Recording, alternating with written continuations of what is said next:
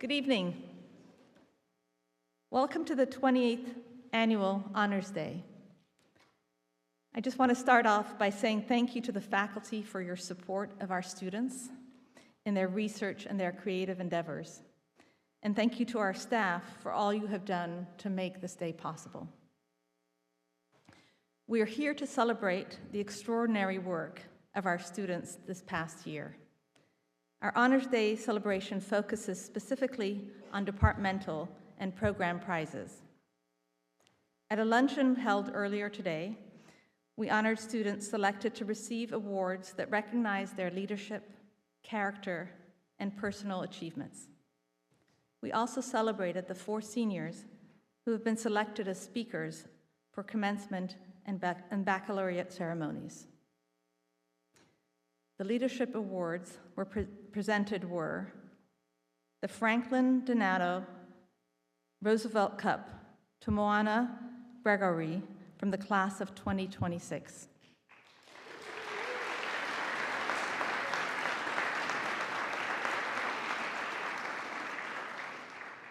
The Michael Francis Michake III Award to Sarah Morcos and Katie Kurse, both from the class of 2024.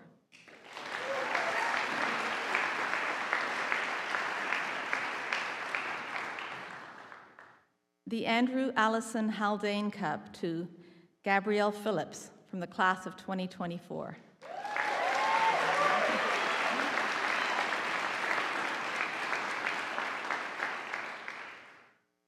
And the President's Award to Dylan Richmond from the class of 2024.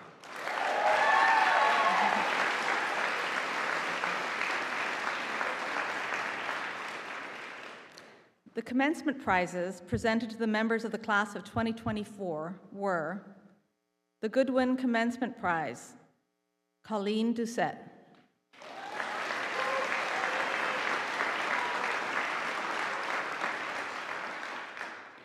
The class of 1868 prize to Dylan Richmond.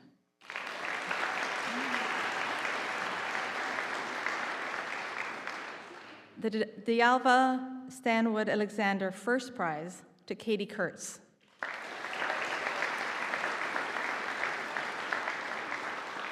And finally, the D'Alva Stanwood Alexander Second Prize to May Bach.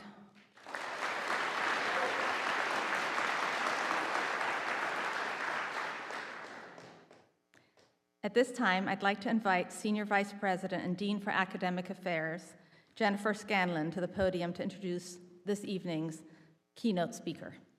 Thank you.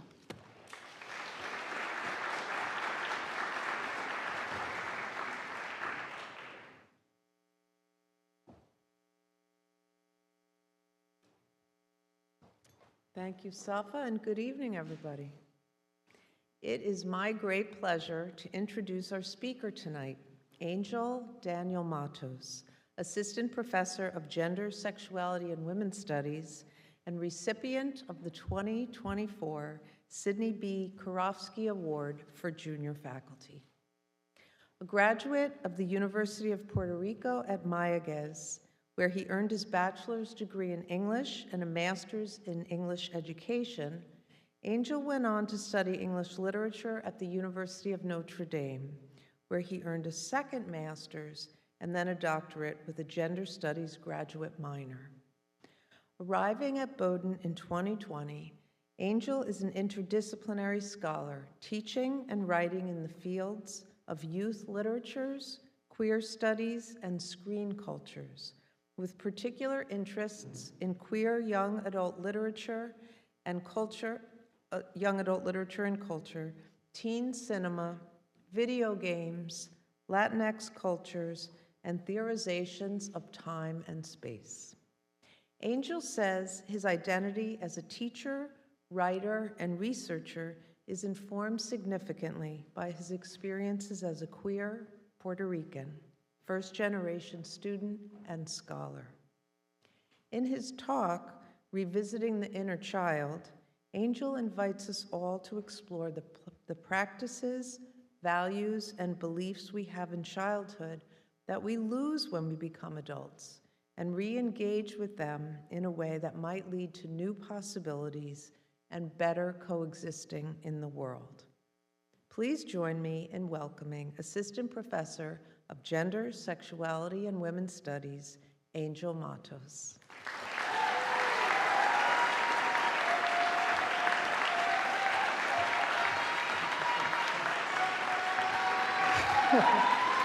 Hello, everyone. Thank you so much for that introduction, Jen. I really appreciate it. And I'm delighted to be here to celebrate with all of you today. I will keep my talk as concise as possible so that we have ample time to acknowledge and rejoice in your achievements. When students walk into my office, one of the first things I often hear is, "Oh, this doesn't look like other professors' offices." The feelings behind this claim vary immensely, ranging from surprise, delight, confusion, and even discomfort. And I understand where they're coming from. Picture books full of color and vivid imagery adorn my bookshelves. Children's toys and figurines are placed on the shelves, ranging from the iconic lumpy space princess from the cartoon Adventure Time to the red Power Ranger who, admittingly, was my first childhood crush. I brought an area rug to cover the drab carpet and bring loud splashes of color to the atmosphere. I constructed the space to deliberately convey many meanings. Of course, I study and teach on issues of gender, sexuality, and queerness in children's and young adult literature. The books I read and the cultural artifacts that I examine will reflect the field's fashion, styles, and sensibilities. But my office is much more than just a reflection of what I study. When people enter my office, I want them to feel something when they enter this space. Things that they might have forgotten, or things that they might even be afraid to revisit. After these students leave, I think about their first comments and impressions. I think about how my office, surrounded by images, objects, and words connected to youth and childhood, stirs emotions and responses that simply can't be contained. Youth and its images immerse us in profound, upsetting, joyful, hopeful, anxious, and sometimes terrifying memories, emotions, and sensations. I want to think more about these anxieties, more about these impulses. Childhood is a category that can virtually mean anything. In the study of childhood and youth texts, might is a concept developed by Clementine Beauvais that focuses on the fact that children simply have more time to think about themselves and their desires.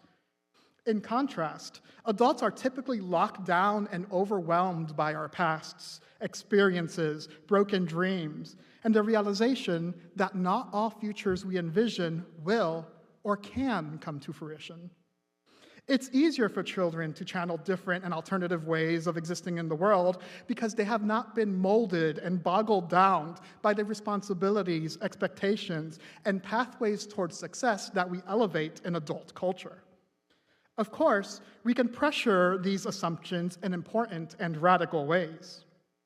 Critics in childhood and queer studies, such as Catherine Bon Stockton, Jose Esteban Munoz, Gabriel Owen, Ebony Elizabeth Thomas, and numerous others, have drawn attention to the connections between notions of power, childhood, and privilege. Who has the privilege of being a child? What do we make of children who need to grow up fast and assume a more adult positionality toward the world? Who are the children being imagined when we claim they must be protected? How do we, as adults, know what is best for children when we are collectively responsible and complicit in hurting and destroying the world?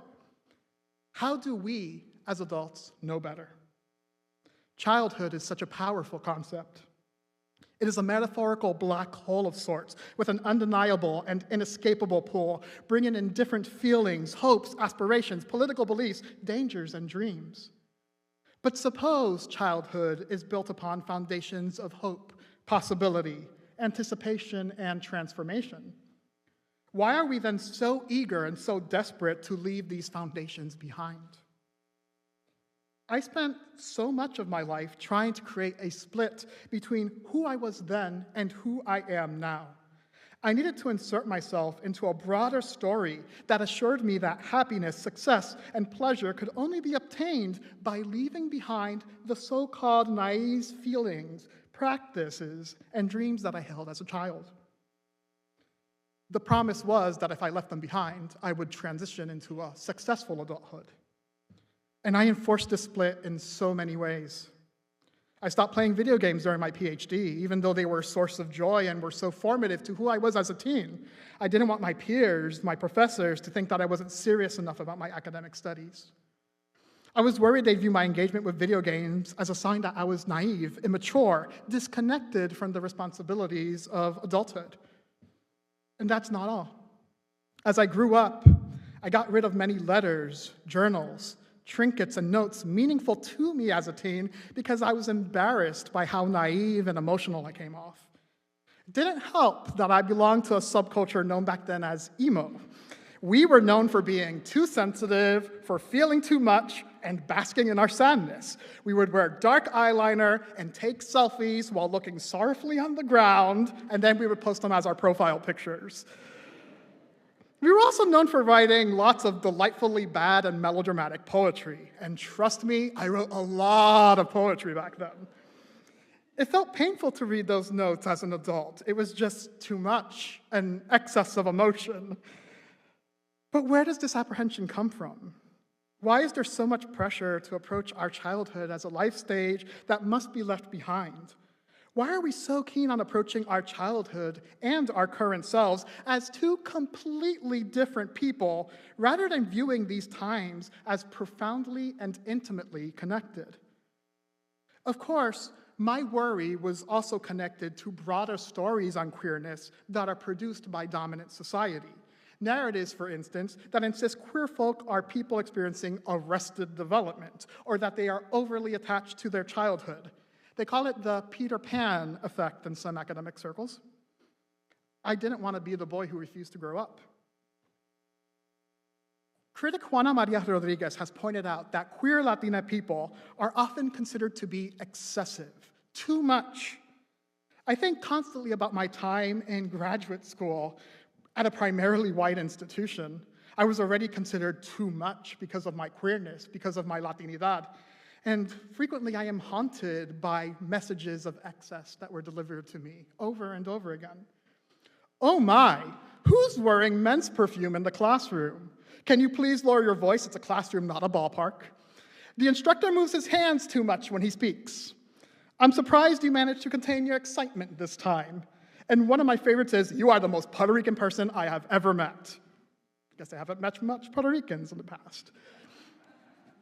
I was afraid to express the joy and pleasure I got from reading young adult literature, playing video games, engaging with play in profound and meaningful ways. I was afraid it would further compound the too muchness of my body, my movements, and my attitudes. I was afraid to disappoint.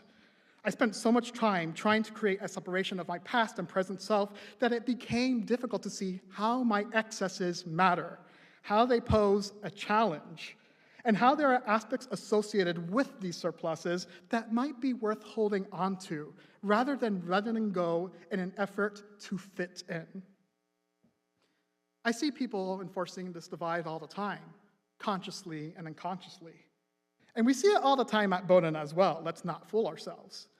Childhood and its artifacts are often approached as underdeveloped or as mere curiosities. I still hear giggles when some students claim their favorite book is a children's or a teen novel.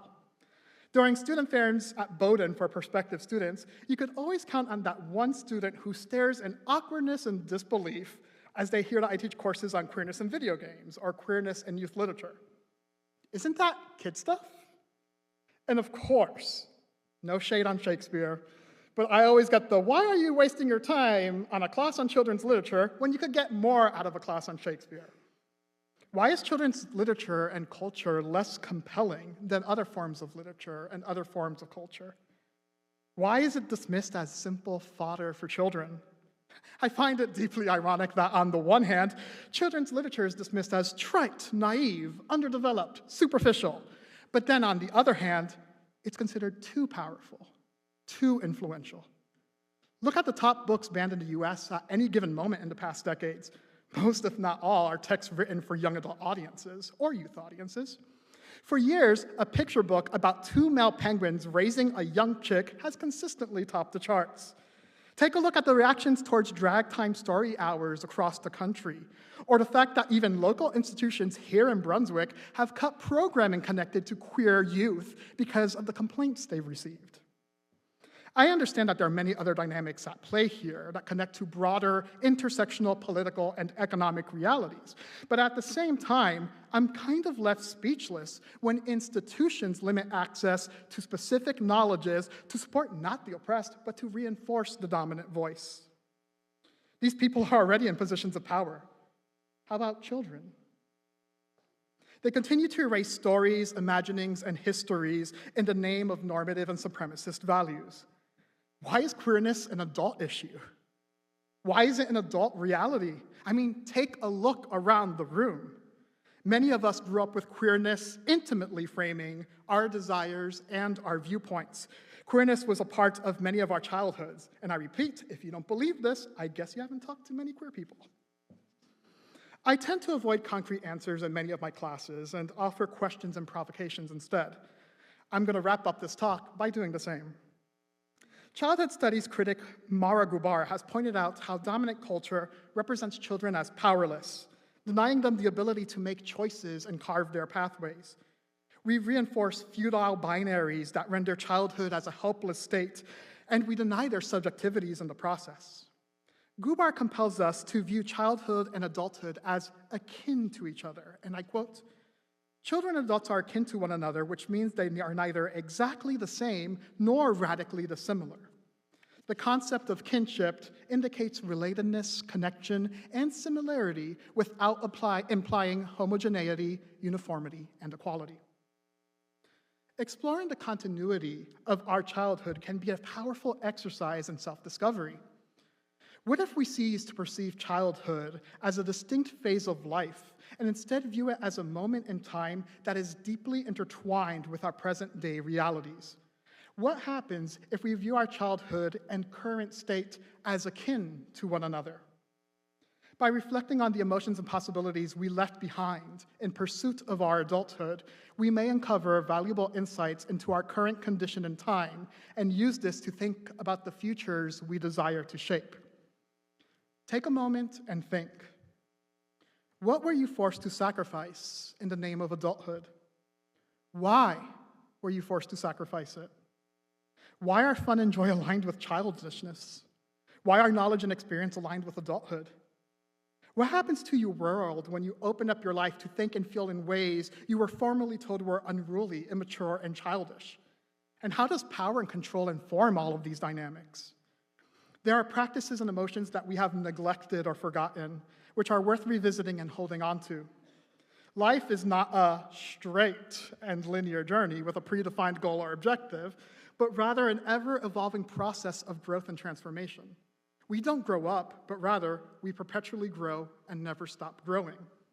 By acknowledging this, we can explore different life paths and create new ways of living, thriving, and succeeding in a world, even if it's broken. So I invite you to take a moment to reach out to your inner child, to ponder the questions I just posed, and to find meaning in your never-ending journey towards becoming. Thank you so much.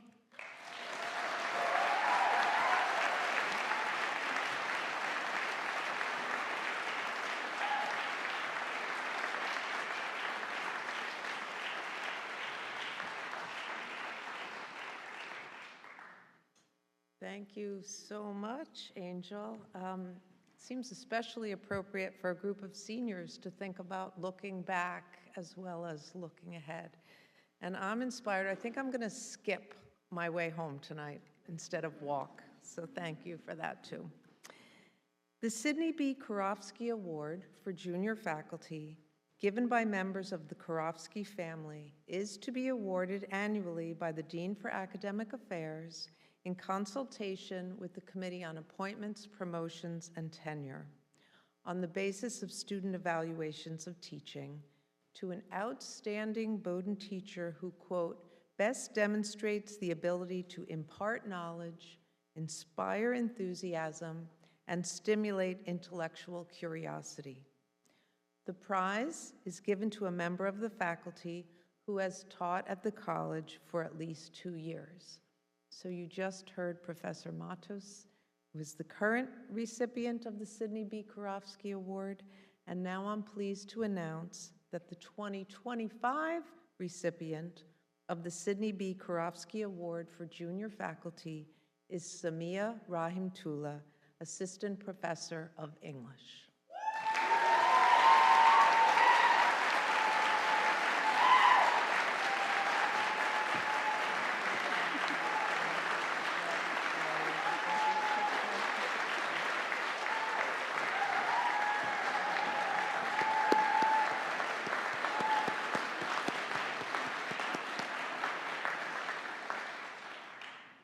And it is now my pleasure to welcome Darian Seth Gillespie and Nancy Zing, both from the class of 2024, as well as Bowdoin's artist-in-residence, George Lopez, to the stage to perform this evening's interlude, Kegelstadt Trio by Mozart.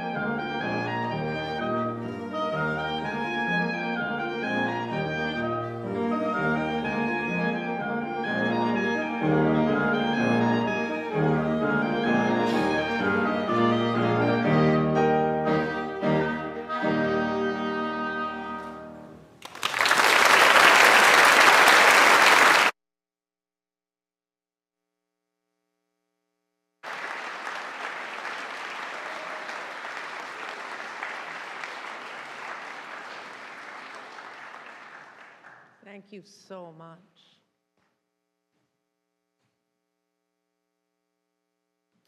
We will now begin the presentation of departmental prizes, beginning with Africana Studies.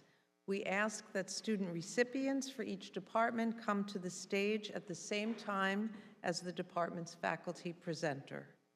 Descriptions of all prizes and their order are in the program, so I encourage you to follow along. Presenters may elect to say a few words about their award recipients.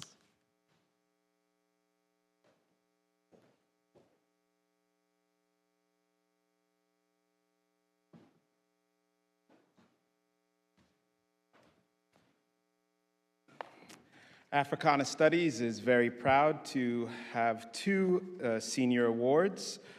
The first is the Lennox Foundation Book Prize, which was established by the Lennox Foundation and Jeffrey C. Norris of the class of 1986, and is awarded each year to a senior who has outstanding achievement in Africana Studies, and this year that senior is Ahmad Abdul Wadud. And, yes.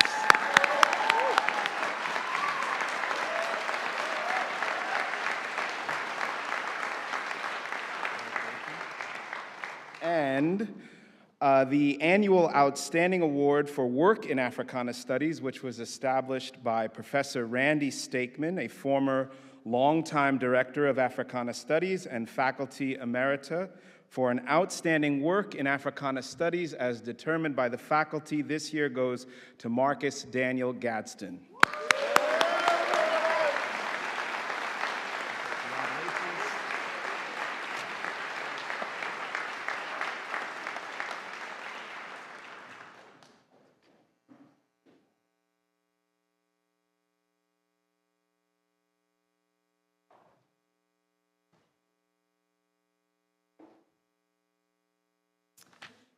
Hello, I'm Susan Kaplan. I'm chair of the Department of Anthropology, and I'm honored to present awards to two of our many awesome anthropology students who have dedicated themselves to understanding the astounding and magnificent diversity of cultures at home and abroad.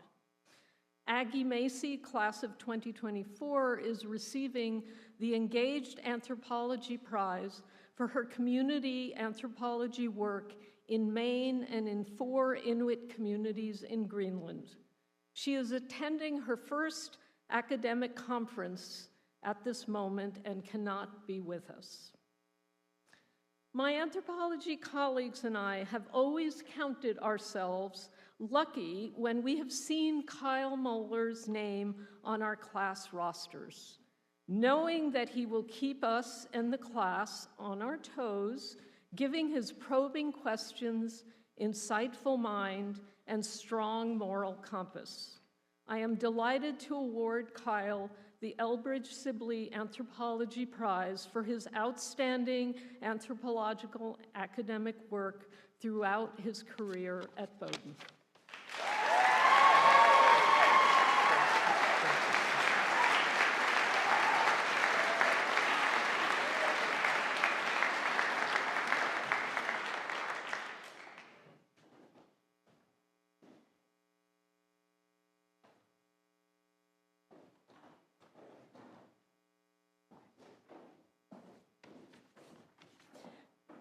Good evening. I'm Peggy Wong, chair of the Art History Department, and it is my distinct honor to present the following prizes. Alex Spear for the Ann Bartlett Lewis Memorial Prize in Art History.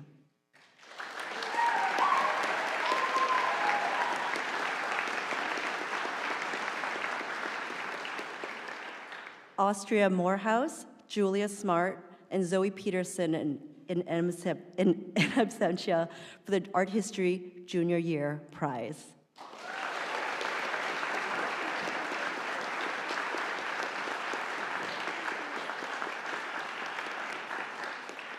And finally, Ingrid Astley and Brandon Lozano Gray for the Art History Senior Year Prize.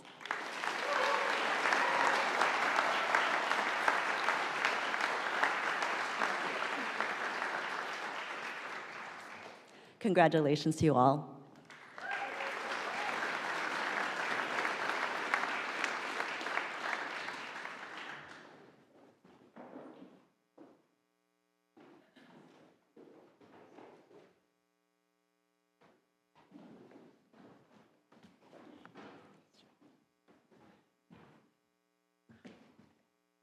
Jackie Brown, Chair of Visual Arts. I've had the opportunity to work with each one of these students and can attest to their commitment to creative inquiry and to the quality of their work, and it's a great pleasure to present each one of them with an award this evening.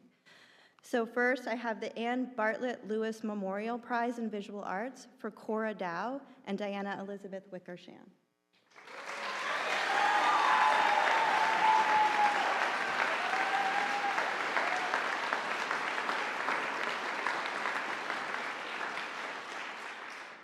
And the Richard P. Martell Jr. Memorial Prize for Nicholas Vincent Brown and Emma Rose Patterson Dennis.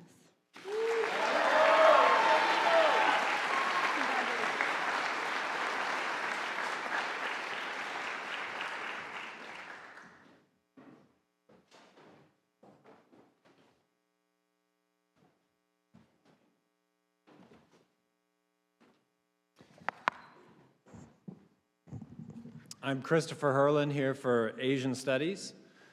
Asian Studies gives out 3 awards. The Asian Studies Prize goes to Sophia Lee.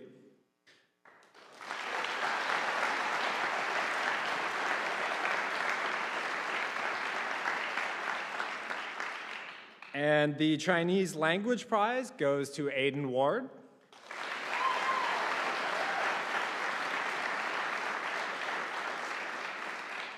And the Japanese Language Prize goes to Roger Wilder.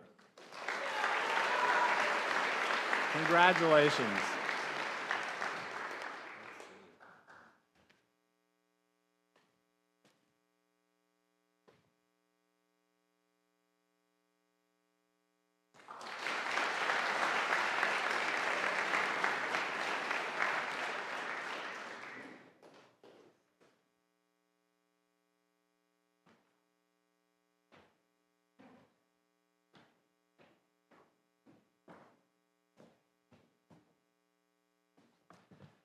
Good evening. I'm Ben Gorski, Director of Biochemistry. So Biochemistry has 2 awards to give out tonight, one to a junior and one to a senior. Our junior prize, John L. Holland Book Award in Biochemistry this year, goes to Zilli Egan.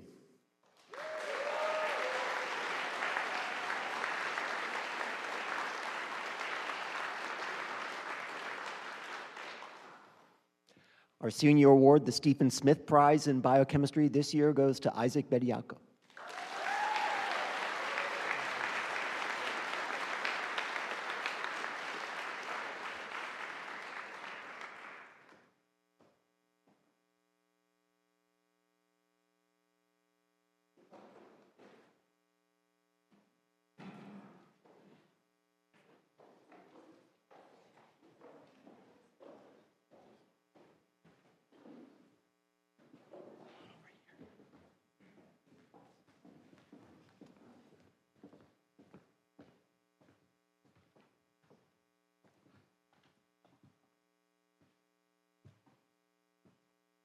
I get to take them all in.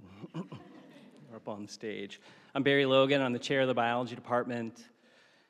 And I'm pleased to present these 7 passionate and exceptional biologists drawn from among our amazing students, some of whom I've had the personal pleasure of instructing or advising. We have 3 prizes in biology. The first is the Copeland Gross Biology Prize, and this year it is shared by Sarah Conant and Everett Horch.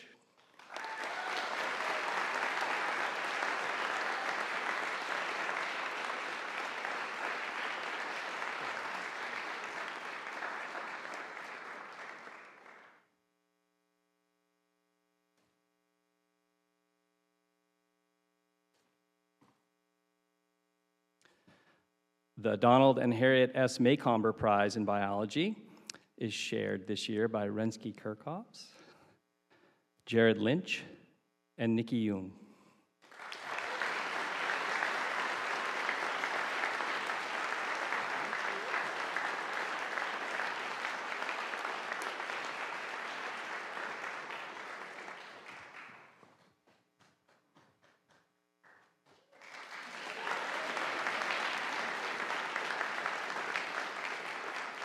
And I want to point out that all our seniors and honor students in biology, and they'll present their research at 2 p.m. on Thursday in the Druckenmiller Atrium in the casual setting of a poster session. And you're all welcome to come and learn more about what they've been doing. The James Malcolm Moulton Prize in Biology is shared this year by Ollie Agins,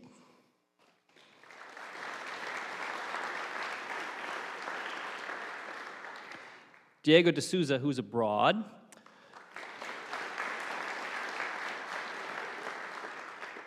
and Gracie Sheevy.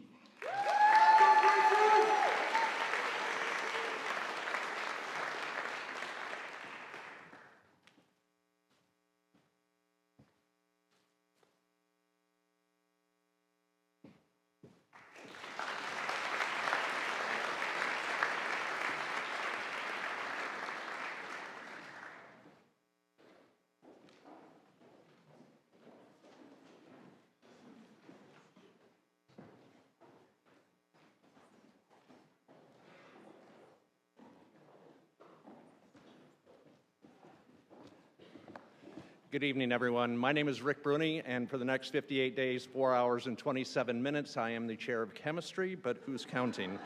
They get it. So I'm here to present our prizes this year, and we have several, and I have an apology to Ella in a second. But so our first year chemistry laboratory prize goes to Carly May Elizabeth Cash. Oh, you're here. You made it. It says in absentia. Congratulations for making it. Sorry about that. It said you weren't going to make it.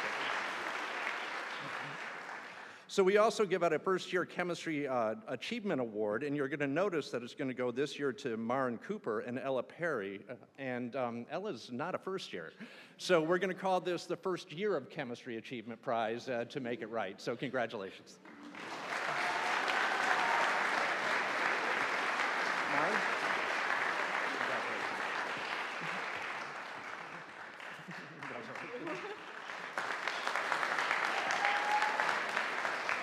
We also give out one first-year achievement prize for a student who starts off in an advanced chemistry course, and this year this is goes to Sri Kundati.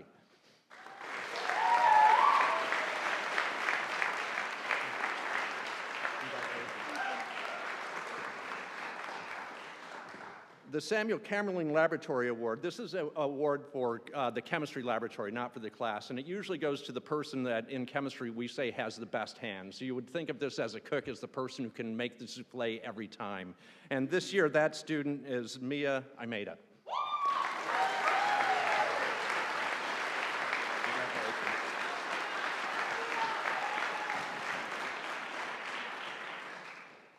The Philip Weston Meserve Prize in Chemistry this year goes to Liam Rohr. Congratulations. Good looking suit. About time you wore it. We give out a couple of awards for superior work in chemistry. The Analytical Chemistry Prize this year goes to Zelia Egan.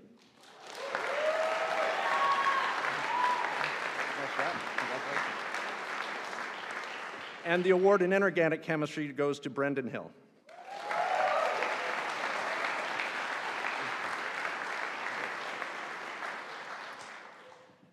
And finally, an award that goes to a senior chemistry major is the Dana Walker Mayo Prize, and this year it goes to Oliver Wong.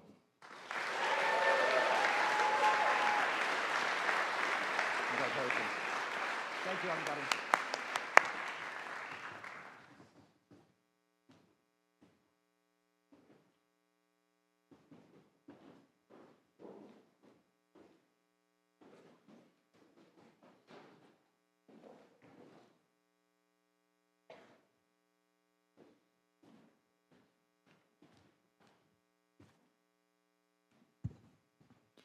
I'm Tricia Welsh from Cinema Studies. We wish we had our Adventurer Prize winner with us tonight, but Maya Lee from the class of 2025 is off on her own adventure studying away in Copenhagen. We look forward to her return and we'll celebrate with her then, but I'll ask you to give her a hand in case your family's listening.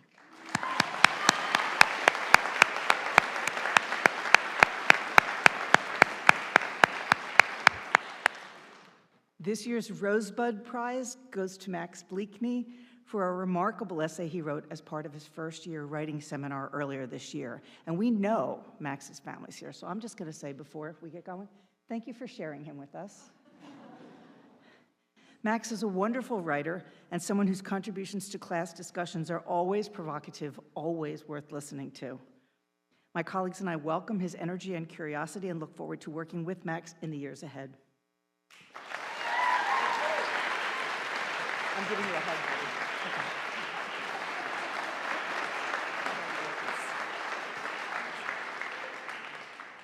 Our Sunrise Prize this year goes to graduating senior Sophia Blaha, who has been a mainstay in our Kino Lab project.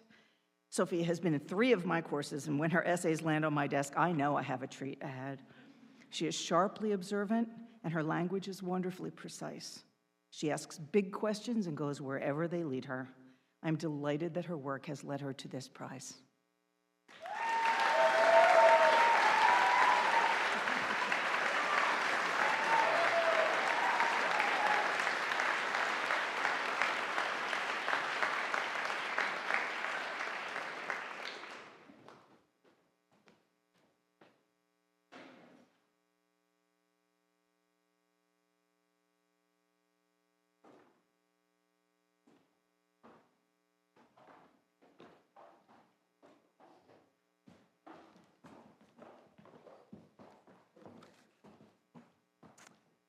So my name is Jim Higginbotham. I'm the chair of the Classics Department, and it's really a joy to honor really 4 students. 3 of them are here tonight that who have demonstrated through their coursework and through their study a real expertise in the various areas that we call classics, and that includes ancient languages, Greek and Latin. It goes to ancient history and culture, and of course archaeology.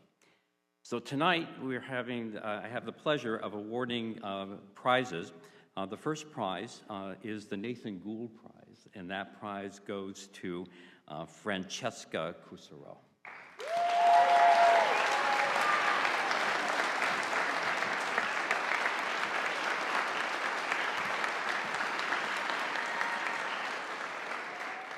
Our second prize is the J.B. Sewell Greek Prize, and that goes to Patrick Sullivan. Patrick is not here with us tonight, but let's celebrate his achievement.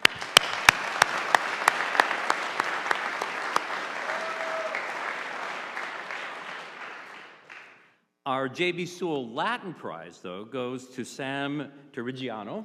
And Sam...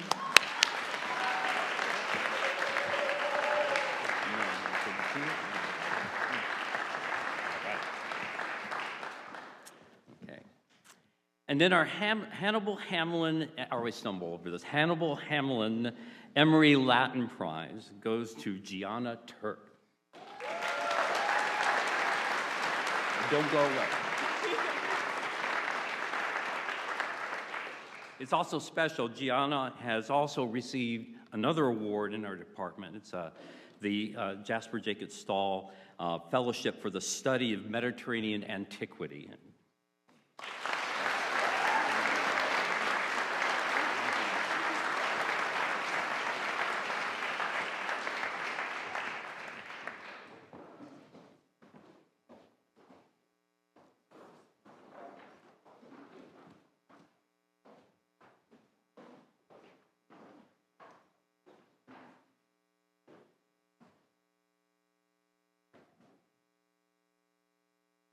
All right. Good evening, folks. I'm Kai Pressler-Marshall here on behalf of the Computer Science Department. We get a lot of amazing students here in the Computer Science Department, but it's rare that we find someone who's as passionate about and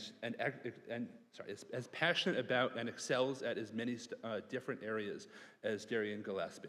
So I'm proud to present to you our senior year prize in computer science. So congratulations, Darian.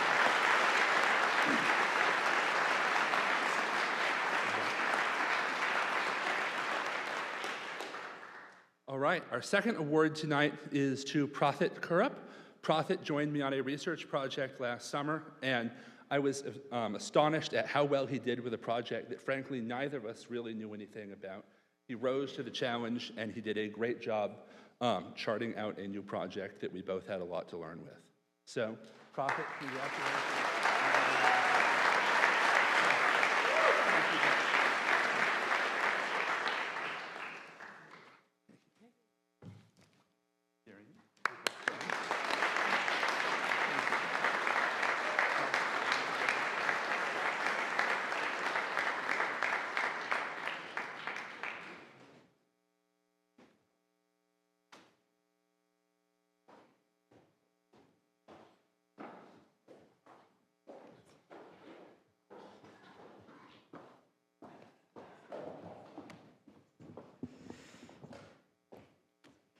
Good evening, everyone. My name is Emily Peterman, and on behalf of the Earth and Oceanographic Science Department, I am delighted to honor some of our students this evening. Our first prize is the Earth and Oceanographic Senior Academic Achievement Award, and this year it goes to Calvin Lucido.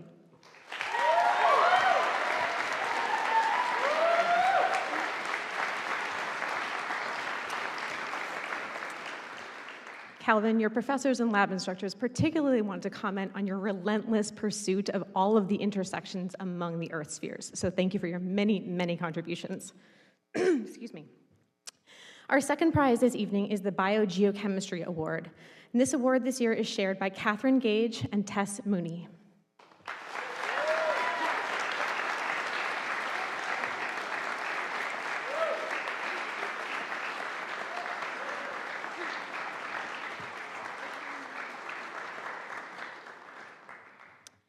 Your professors were particularly excited about how your creative and extremely sophisticated approaches to all of the projects.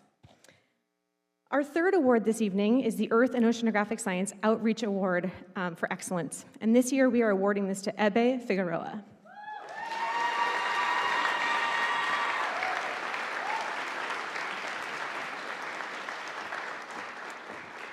Among many contributions to the college, including her myriad contributions to the Thrive program, we are also just excited to see where your Watson Fellowship takes you. Congratulations.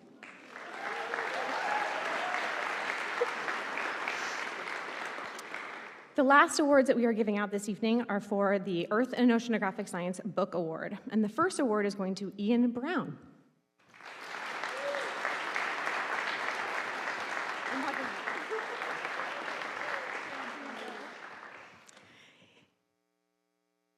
Ian, your professors really loved all of your creative contributions to the class and the joy of learning that you brought in, so keep it up, we love it. The last book award goes to Noah Goldwasser.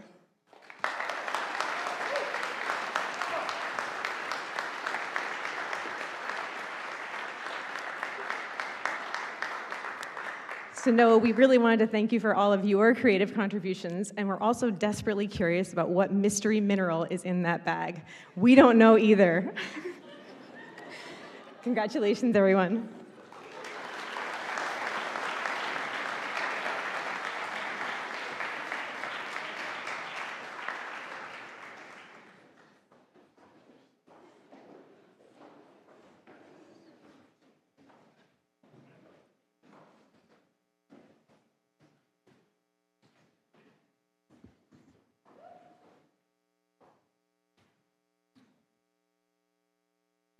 Okay, I'm Eric Nelson I'm the chair of the economics department, and on graduation weekend we give awards to our senior majors who have excelled in our department, but tonight we're going to give 2 awards to our majors who are in their junior year.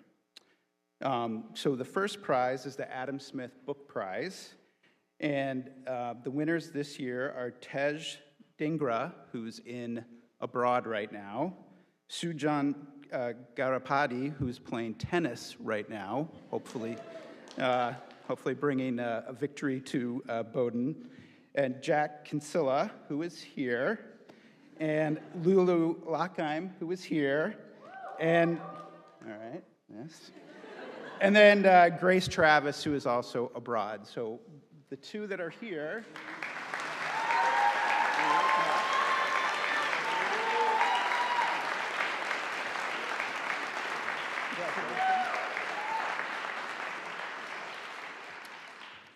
All right, and then our last award winner is named after an alumnus who was also a fairly successful academic economist and a U.S. Senator. And this year, the two award winners are Lauren Burke and Jane McCarter.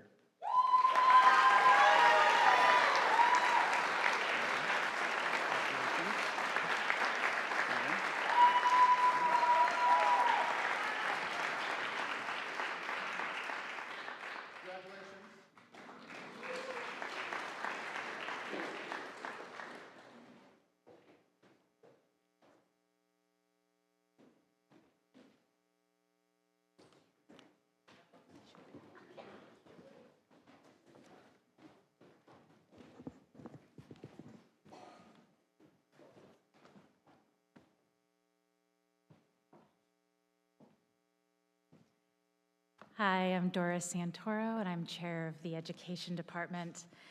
So the first award is going to those students who have completed all of the requirements in order to become credentialed teachers in Maine and any other state in the United States.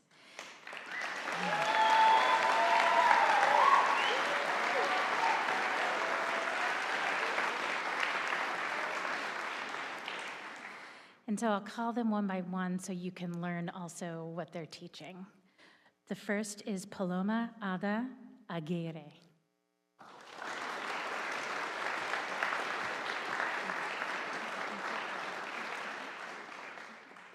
Oh, she's English. I was so excited to hug her. The next is Sarah Elizabeth Clark, and she is a math teacher.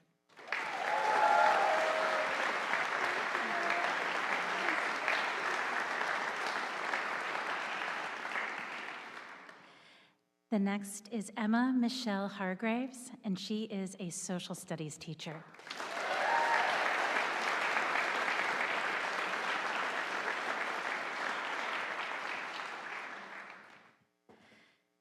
The next is Marie Monique Bouyi Kabango, and she is an English teacher.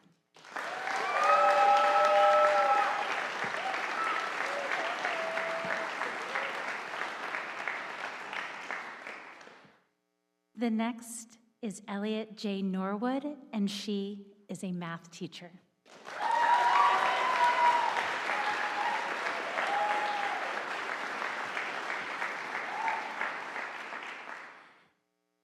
And finally, for this part of the award, Lily Elizabeth Sage. She is an English teacher.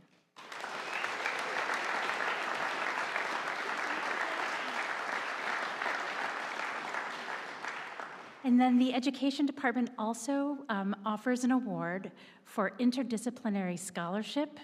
And this award goes to, this year, someone who has studied in Latin American, Caribbean, and Latinx studies, and that's Andrea Rodriguez Garrido.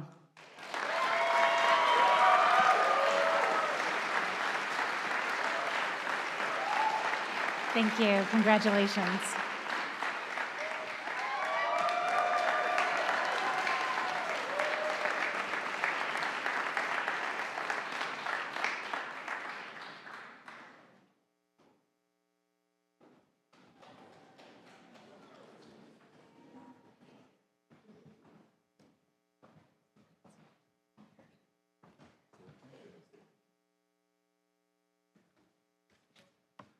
Hello, everybody. I'm Guy Mark Foster, chair of the English department. English has a number of awards in various different categories: extemporaneous composition, poetry, nonfiction, fiction, short story writing, and we have a number of amazingly talented students here. Some I've taught before, some I haven't, so I'm looking forward to sharing these awards with you tonight. The first one is Philip Henry Brown Prize. It's shared by May Leah Bach and Dylan Austin Richmond.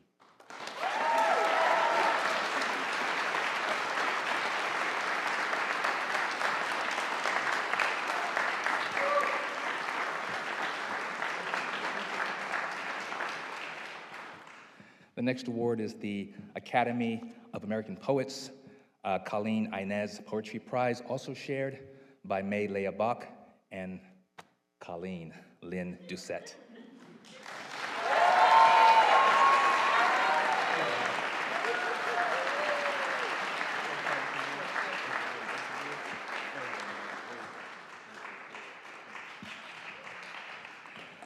The next is the Hawthorne Prize, and that's for Eileen Woods.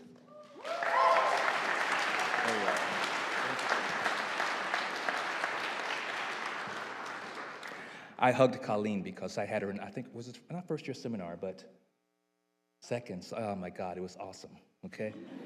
The next award is the Natalie Walker Llewellyn Poetry Prize. That's for Hannah Kim.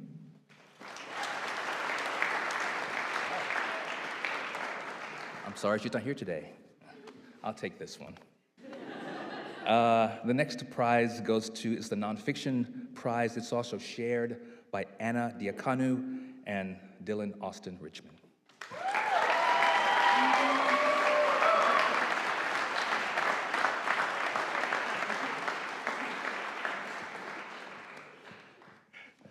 The next award is an honorable mention, and you do get a prize for this. Maya Leabach.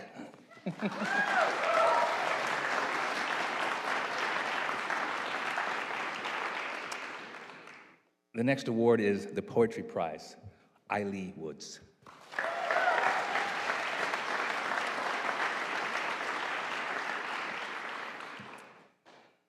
The Prey English Prize.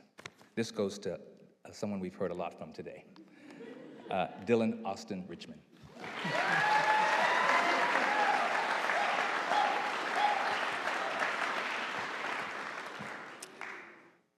The David Sewell Premium Award goes to Gary Ruiz Hernandez.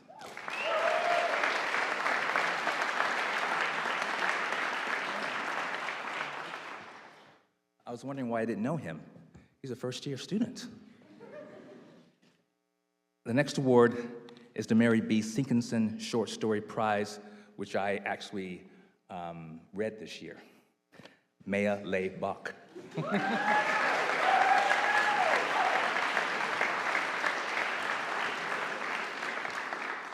And the final award is given in absentia for Gian Sun for the Bertram Lewis Smith Jr. Prize.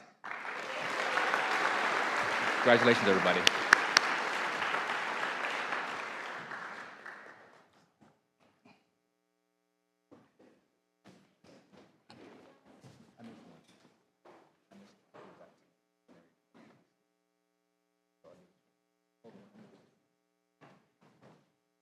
I actually skipped an award, I'm sorry. This is I thought I read this award, maybe I did not. Mary B. Sinkinson Short Story Prize. Maya, did I give you this award?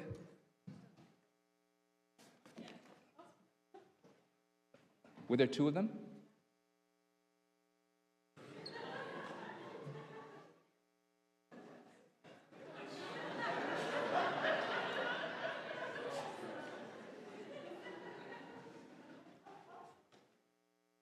I think the first-year student threw me.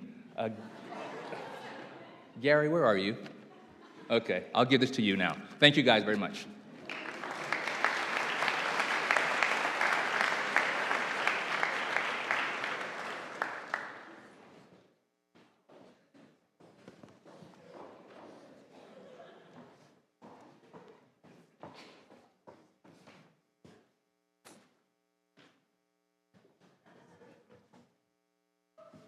On behalf of the Environmental Studies program, I'm thrilled to present 2 prizes to 3 amazing students. The Academic Award in Environmental Studies goes to Katie Drager.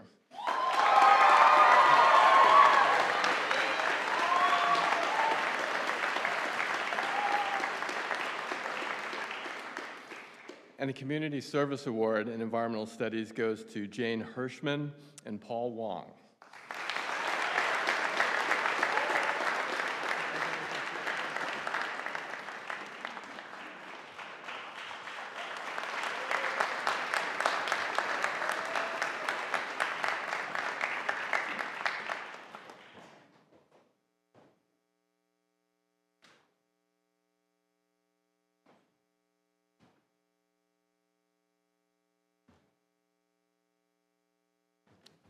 Wow, I've been really blown away with the brevity of my colleagues tonight. So I'm going to give Emma this longer speech, which I had planned for them. And there's really kind of, there wouldn't be enough words to sing all of Emma's praises. Emma has been, hi, my name is Jay Sosa. I'm from the Gender, Sexuality, and Women's Studies program, and I'm pleased to present the Edith Lansing Kuhn Sills Prize in Gender, Sexuality, and Women's Studies to Emma Earth Folkman. Emma, you've been such an amazing citizen in our program and a fierce intellect, and you will be extremely missed. So, off to wonderful things.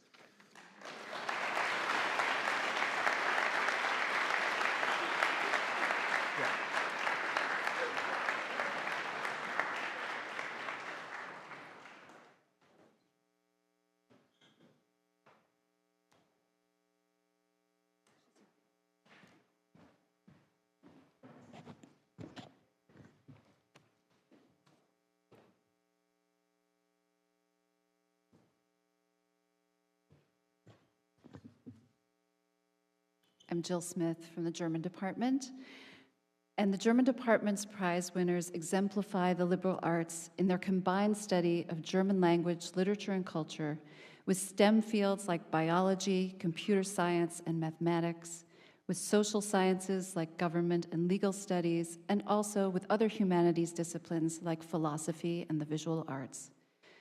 2 of them began their formal study of German in their first semester at Bowdoin and became majors or minors, while the other 2 placed into advanced intermediate or upper level seminars right from the start.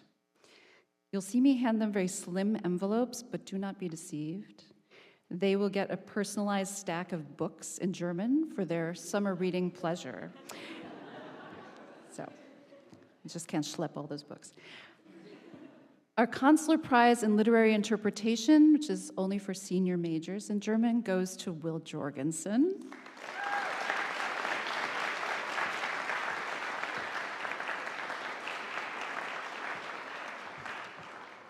Will was on stage last year as one of our 3 recipients of the next prize.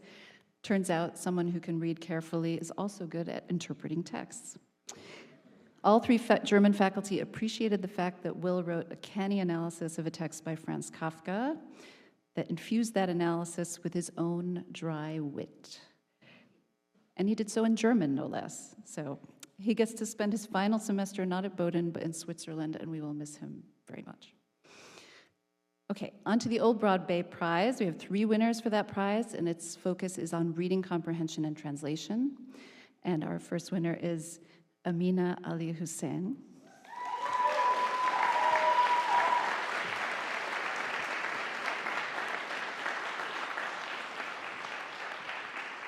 Amina is a mathematics major and a German minor who writes and speaks like a major.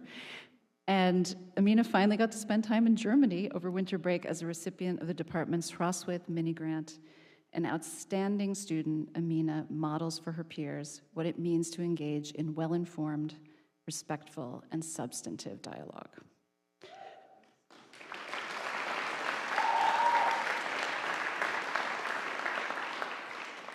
Megan Riley Stretch.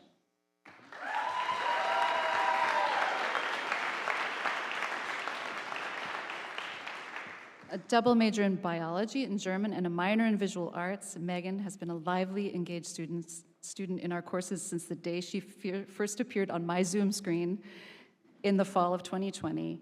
And she's on her way to Germany on a Fulbright English teaching assistantship, and she can pilot her own plane.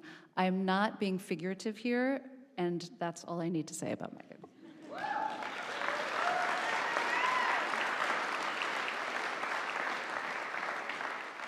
Noah Winikoff.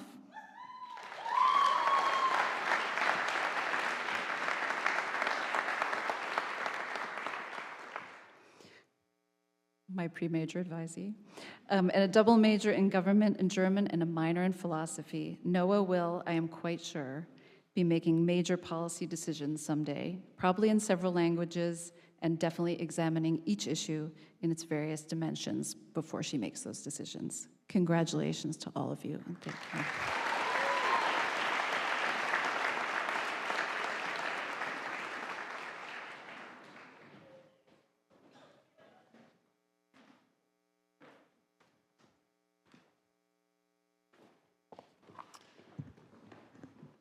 Government has 4 subfields.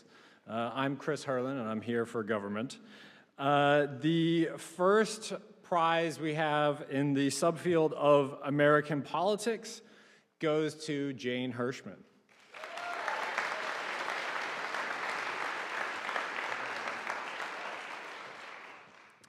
Comparative politics is the best subfield, and the Comparative Politics Prize goes to Talia Morell.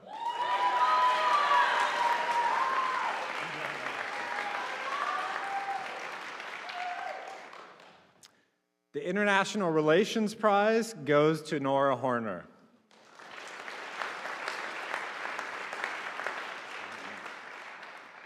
And the Political Theory Prize goes to Juliana Brown.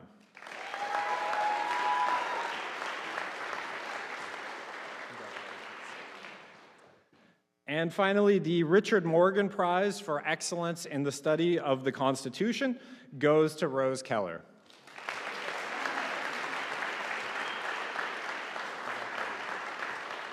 Congratulations to you all.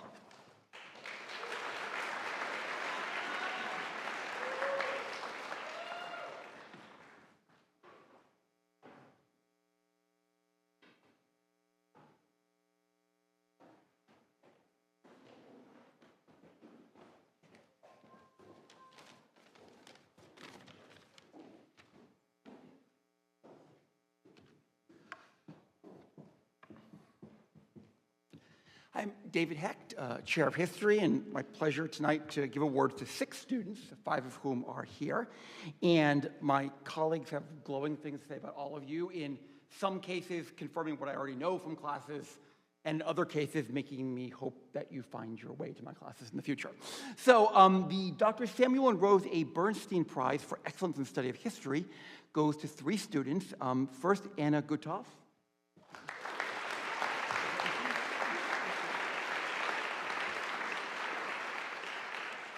Second, Kavya Mundkur.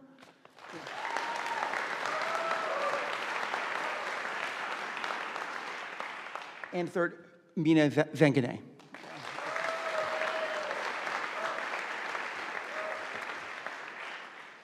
And the Phyllis Marshall Watson History Prize goes again to 3 students. First, Morgan Barnes.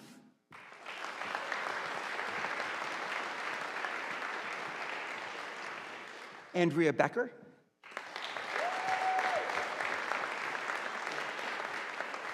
And Lucas Dufala in absentia. Congratulations.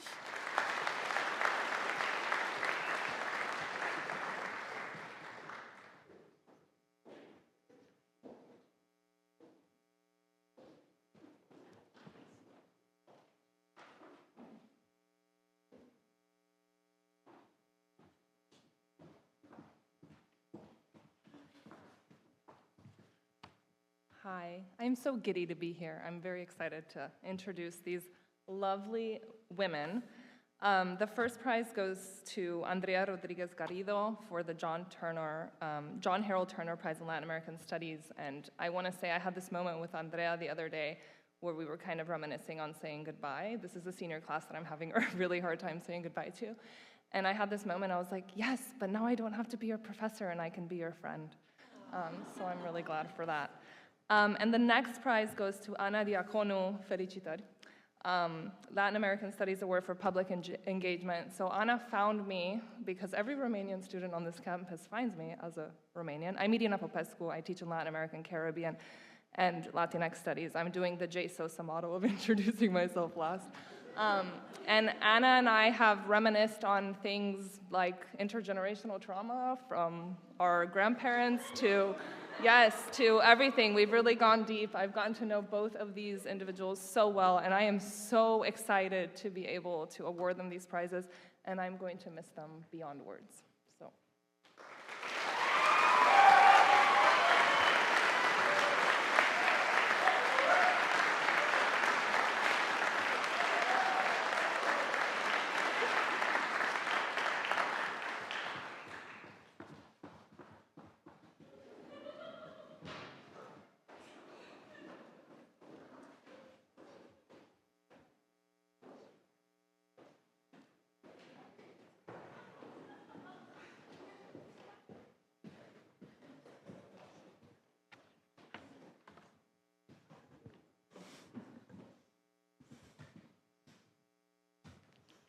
Hi, I'm Jennifer Tabak, chair of the math department, and we have a lot of math majors in general and up here tonight. I'm very proud that I've taught almost all of them. Yes, almost all of them. And I look forward to teaching them all while they're at Bowdoin. Our first prize is the Bowdoin Mathematics Prize. This is awarded this year, always, to 3 students. This year to Meredith Hernandez, who is not here with us, Daniel Katori, also studying abroad, and Vishali Miriagala.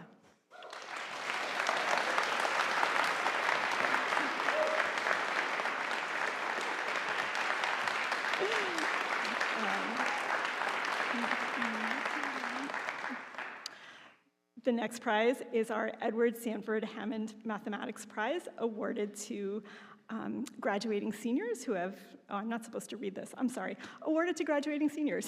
Our first one is Richie McNamara, who is not with us tonight, Adam Nelson, Gabriel Ong, and Emily Simons.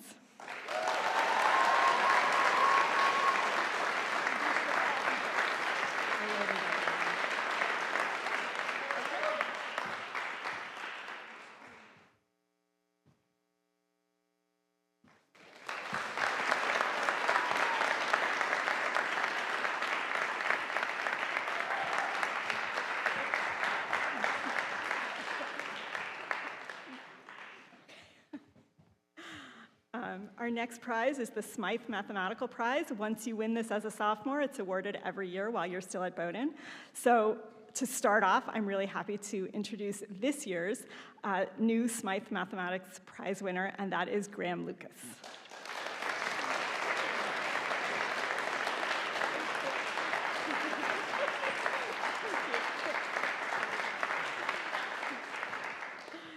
And now I'm happy to read the names of the previous winners, sometimes who are here: Sarah Greenberg, David Guan, Ziu Hu, and Gabriel Ong.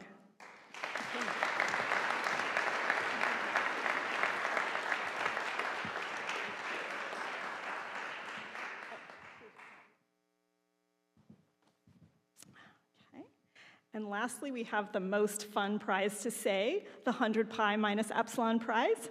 And this is awarded to 3 first and second year students this year: Eliana Gonzalez, Janelle Powell, and Sebastian Salmon.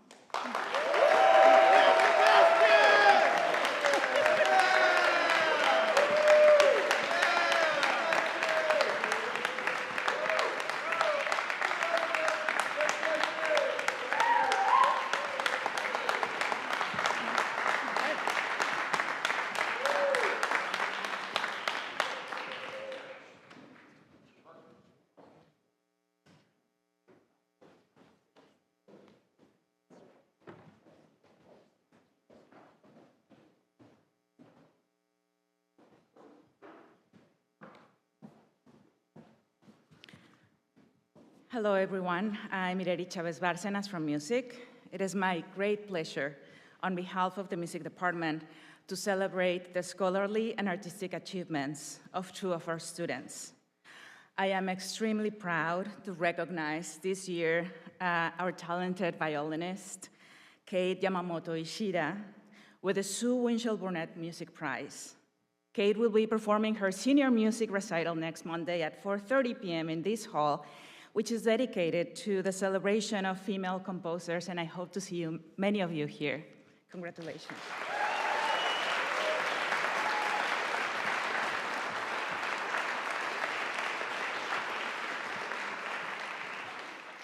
And I'm also proud to recognize this year to Caroline Anise Sauda with the Mary Hunter Prize for her insightful contribution to the study of 19th century female composers and pianists. Congratulations.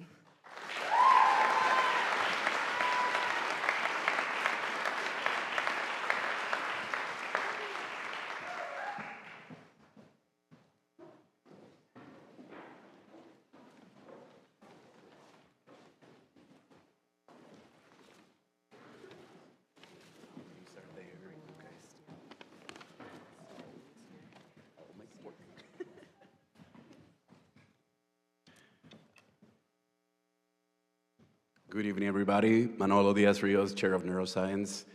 It is an absolute joy and pleasure to celebrate the achievements of these outstanding neuro majors. Sad to see you go, but excited for things to come in your future. So this is the Mono Prize Award, established by David Mono, class of '99, neuro major. And I want to say that these students are outstanding because of their rigor, determination, excitement as young researchers, comparable to, in my opinion, to any potential grad student out there. And I know many of you will be grad students very soon. So the first recipient will be Katrina Carrier.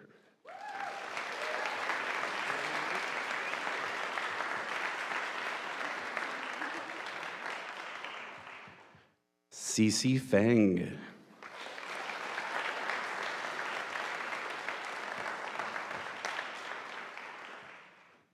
Connor Latona.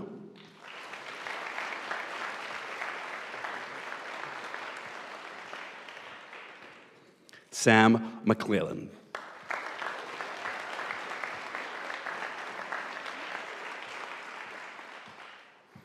Zach Cash Reynolds.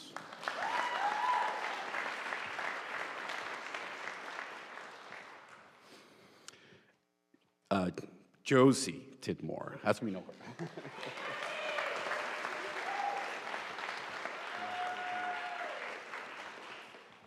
And Karen Van Hassel. Congratulations to all.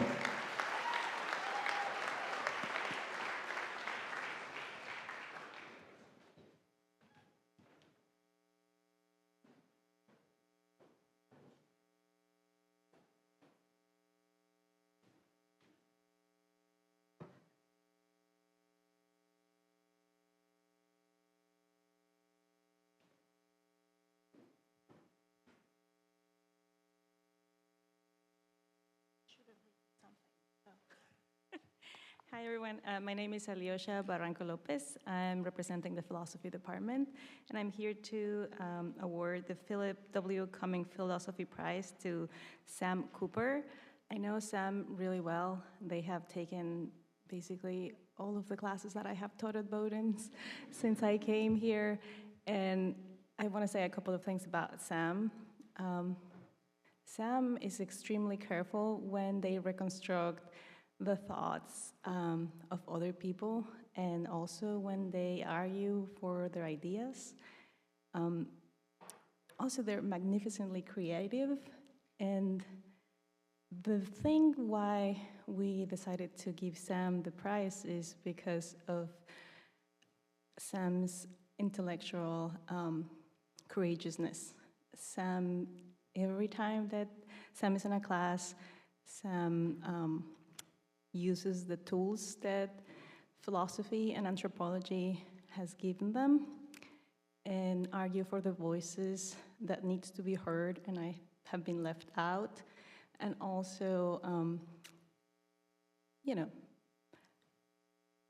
they pay all the time that is needed to ideas and projects that other people might think, oh, this is not so interesting, but with their summer research, I have gotten so many emails from other people outside of academia and in academia to ask me about Sam's project. So I think Sam is doing things right. So congratulations, Sam.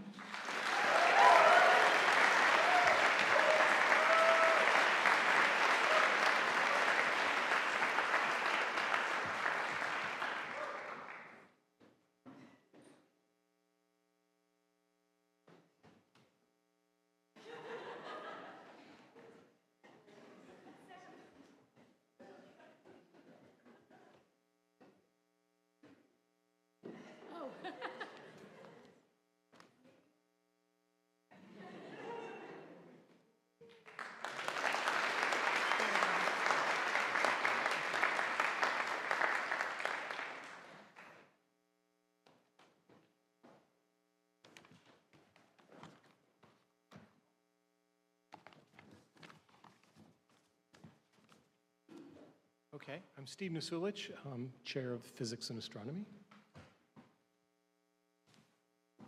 So I'm happy to announce that Mia Carlson receives the Edwin Hall Prize for Best Sophomore Scholar in Physics, as judged by all the physics faculty. The prize includes not only a check, but also this handsome monograph on the magnetic properties of materials by none other than Edwin Hall himself, Bowdoin class of 1875, and discoverer of the Hall effect. You don't want me to tell you what that is.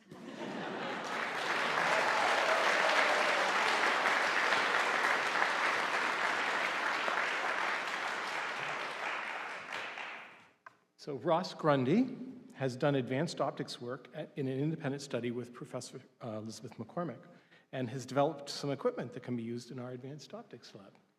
He receives the Noel Little Prize for Best Senior in Experimental Physics.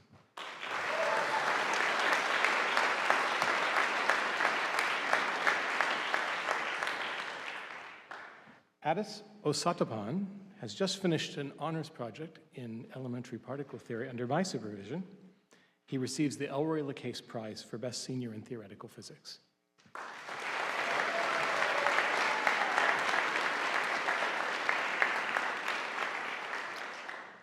Three of our graduating seniors have been exemplary learning assistants and have rendered services to the Department of Physics and Astronomy well above and beyond the expected.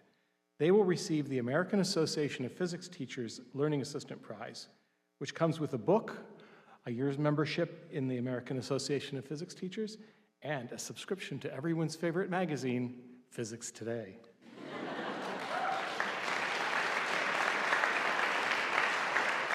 They are Aidan Connerly,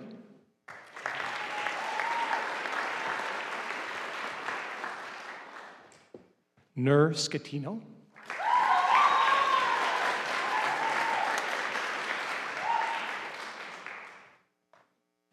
and Luke Taylor.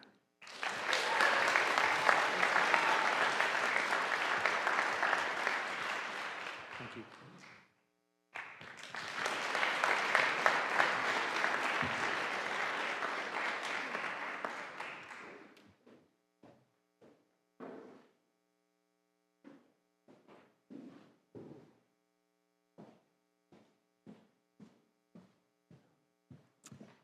Hello, everyone. I'm Hannah Reese, representing the Department of Psychology this evening, and we have the privilege of awarding the Dorothy Haythorne Collins Award this year.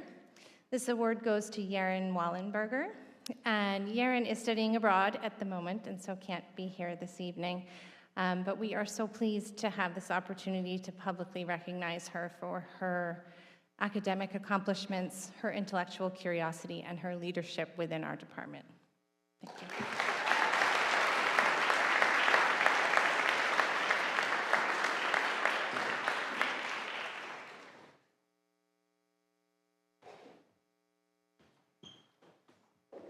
Can we also thank Mackenzie for organizing this entire event?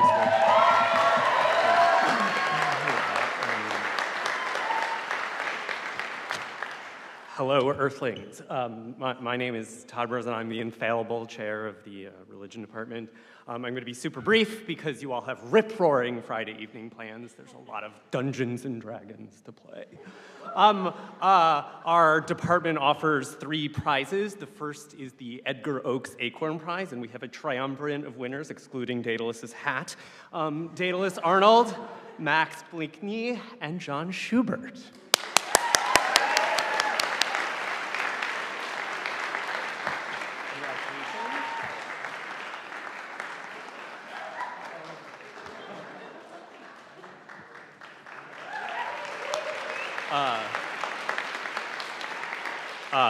The second prize, I dropped a prize, I'm so sorry.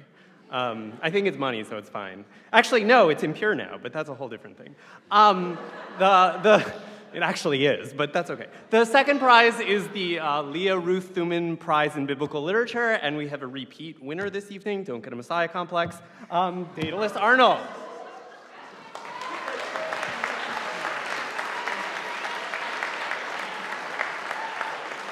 And our final prize is the award for, sorry, you all looked like you were fading, is the award for the excellence in the study of religion. It is a way for us to anoint, that's a religion pun, a student who has shown consistent distinction and passion for the academic study of religion during their time in college. And this year's most deserved winner is Melissa Sue.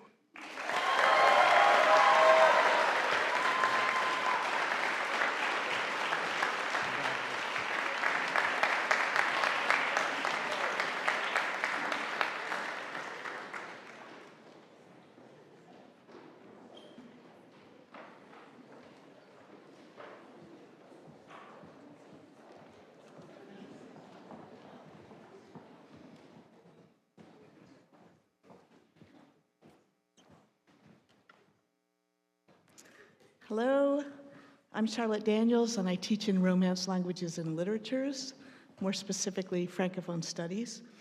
And we have 4 prizes in Francophone Studies to award this evening. The first is the Prize for Excellence in Romance Languages and Literatures. This prize is for outstanding achievement and promise for someone who studies one or more Romance languages, cultures, and literatures. And the prize this year goes to Jeff Attulo.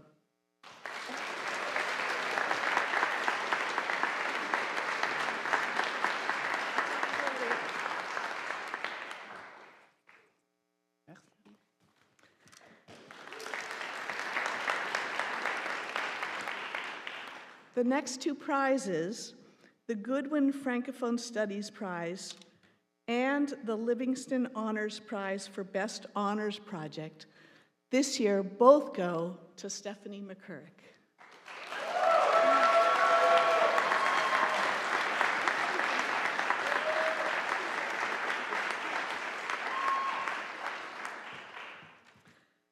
Our 4th prize, the Eaton Leith Francophone Studies Prize, this year goes to 3 students. Eleanor Bayris, who's away studying in Toulouse right now, Osena Hangrit, and Jonathan Lee.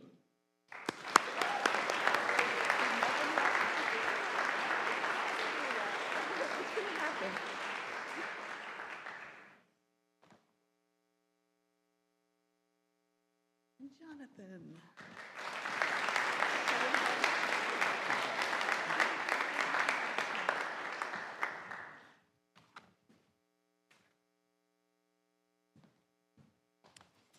Good evening. I'm Davida Gavioli in Italian Studies. The Italian Studies section has 2 prizes. The Dante Prize in Italian Studies, which goes to Jenna Albanese in absentia. She's out there running for board, and hopefully she'll be winning something and bringing something back. And then the prize, the Raimondi Prize in Italian Studies, which goes to Katie Kurtz.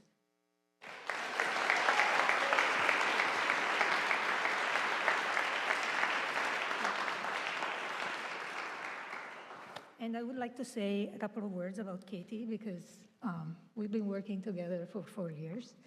And she's pretty much put up with me for the 4 years. And she's an amazing scholar and an even more amazing human being. And she will be carrying on the Boden Italian Club in Italy next year, because she won a Fulbright to the University of Palermo, where she will be doing research. So congratulations.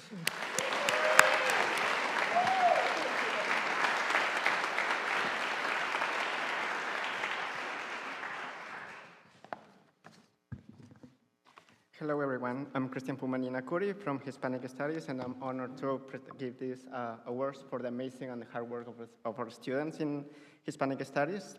So the first, the Philip Bradley Hispanic Studies Prize, goes to Katie Drager and Abigail Mueller in absentia.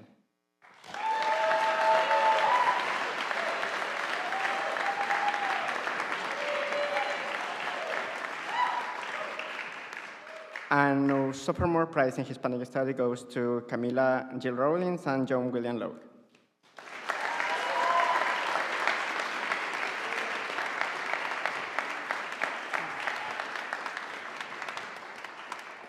Muchas felicidades.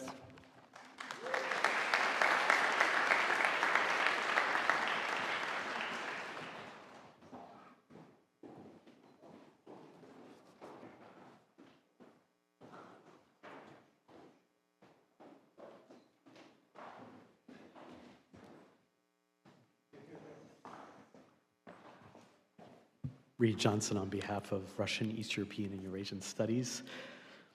Alex, many of you know Alex as the star goalie for Bowdoin Hockey. Many others of you may know him as a guitarist in Nighthawk. I think you're between a sound check and a concert right now. You ducked out. Your band members are waiting for you right now. You'll get there. And in our department, we know Alex as Sasha, and we know him as a really thoughtful scholar, an enthusiastic and talented language learner, and just an all-around wonderful person. So it's my wonderful and distinct pleasure to award this year's prize for excellence in Russian language and literature to Alexander Kozik.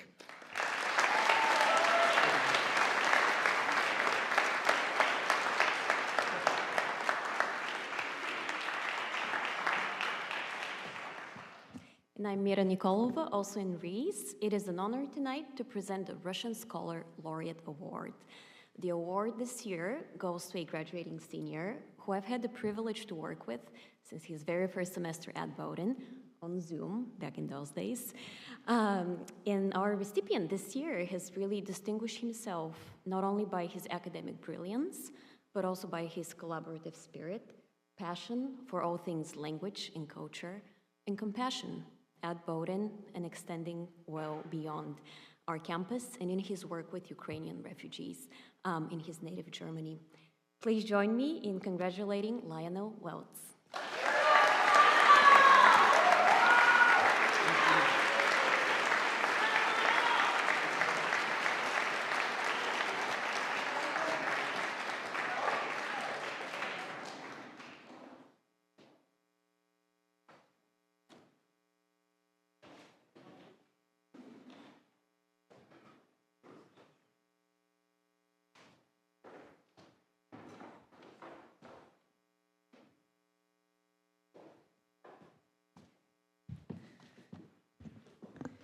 Hi there, my name is Ingrid Nelson, and I'm chair of the sociology department, and it is my great honor today to present a series of prizes.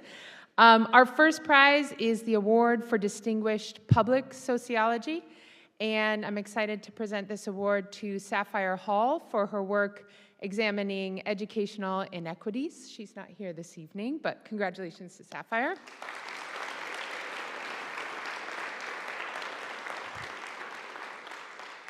And it's also my pleasure to present this award to senior Amory Malin for her work both on campus and off campus, thinking about connections between the Native American Students Association here and government policy, academic work.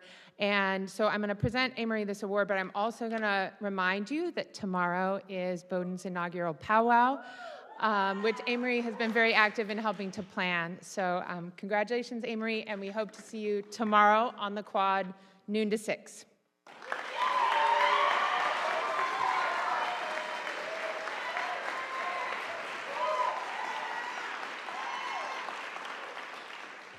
It's my pleasure to present the Sibley Prize to Kinza Manoff. And this is really a recognition of her incredibly hard work during her 4 years at Bowdoin and her deep intellectual curiosity. She's such a pleasure to have in class. So congratulations, Kinza.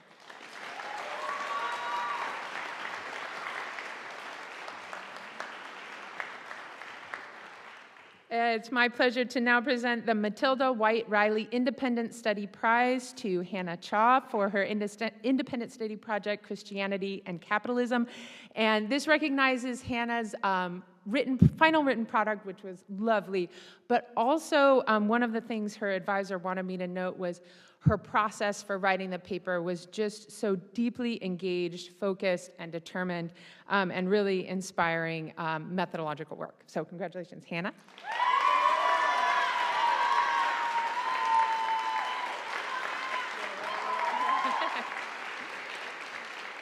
It is also my pleasure to present the Matilda White Riley Class Project Award.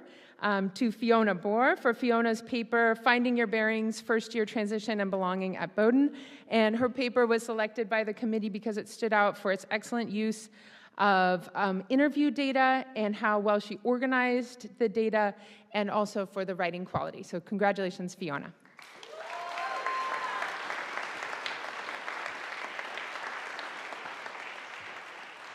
And last, the Matilda White Riley Class Project Award to Matthew Duthler for his paper, The Iron Rule of Hawaiian Plantations, also recognized for its deep historical and theoretical analysis. So congratulations to Matthew.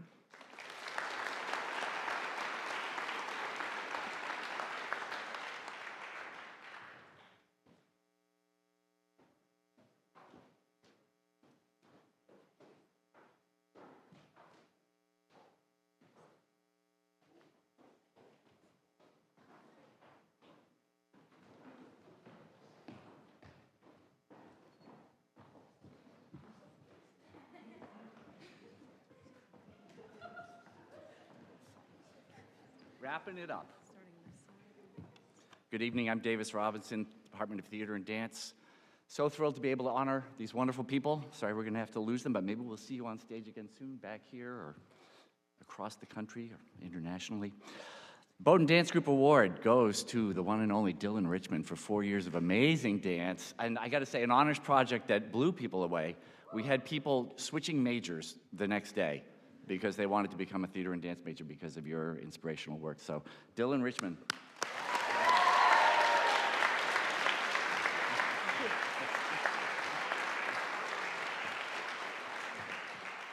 He's also probably gonna show up at the dance jam tomorrow night after the powwow. Don't miss it in the gym.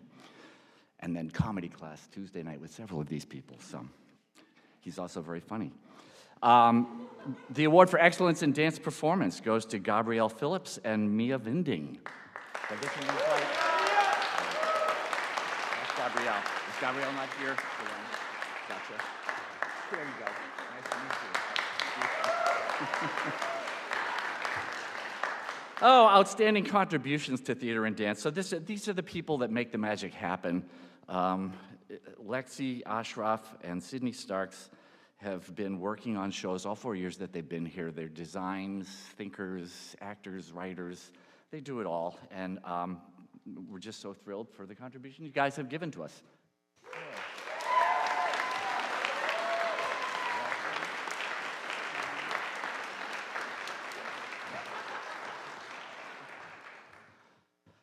And the William Moody Prize, which we love because it's also working behind the scenes to make the magic happen, but with a spirit of good humor, which they both have. But we have one award from the Moody Prize, and that's to Lexi Ashraf.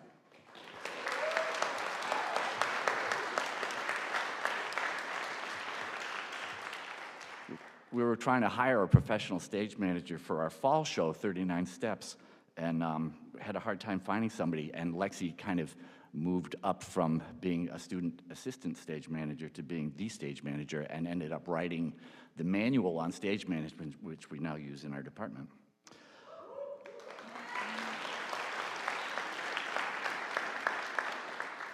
The Goldberg Prize. This is our Best Director, Best Designer award. So for Ava Granfield's amazing job directing the Scottish play, during difficult times, you got it up, and it was a great show. Thank you so much, Ava.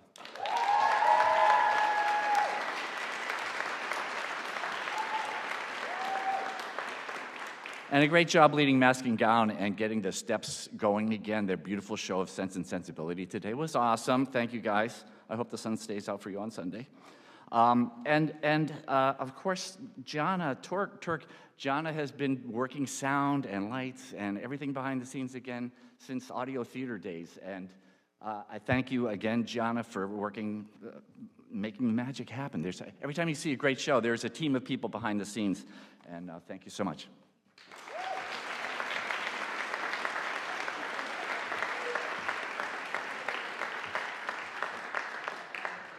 Oh, gosh. So this is the Oscar for Best Actor, Best Actress, or in this case, Ricky Wrong again, Best Drag King. and Best Actor. So Louise Cummings, first year until Valor and doing amazing things.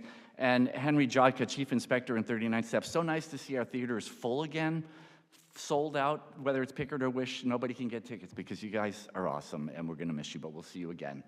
As a doctor, perhaps, but either way. Okay.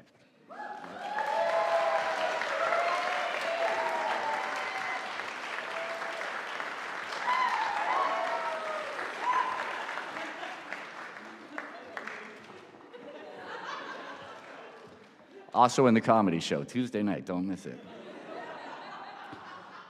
What else? Oh, we have one more, the Ray Rutin, wonderful man, scholarship award for summer study in theater, to just go do something interesting. And this year that goes to Ian Harris, who took improv this year, and he's going to Chicago to study improvisation. Ian, welcome. Nice to meet you. And we're so looking forward to hearing his closing remarks. Ian.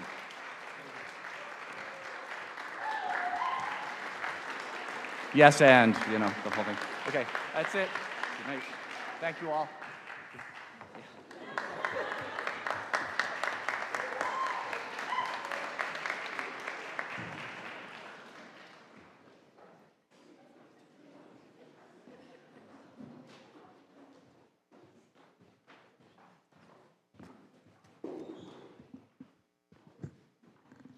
Congratulations again to all our students. Just watching this, just hearing all of this, you are inspiring and amazing. Congratulations. And as to another set of inspiring and amazing people, our faculty, the care, the teaching, all of this that made this possible, I'm really, this is the first one of these for me, so this is just amazing. So, and then I will just say our staff, including Kenzie, who made this happen. Thank you.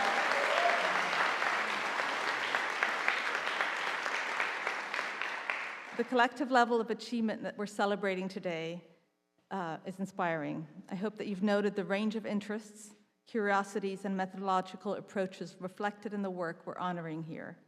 Work that is a testament to the excellence and the determination of these students. I'm thrilled to be here to recognize them today. More awards and prizes, some of which are dependent on final grades and theses, will be listed in the full commencement program. To close this evening's program, I now invite singers Emma Patterson-Dennis, Sri Kandodi, and Max Bleakney to the stage to lead the audience in Ray's songs to Bowdoin, accompanied by George Lopez. I invite you to stand if you're able. The lyrics are printed at the back of the program. Thank you.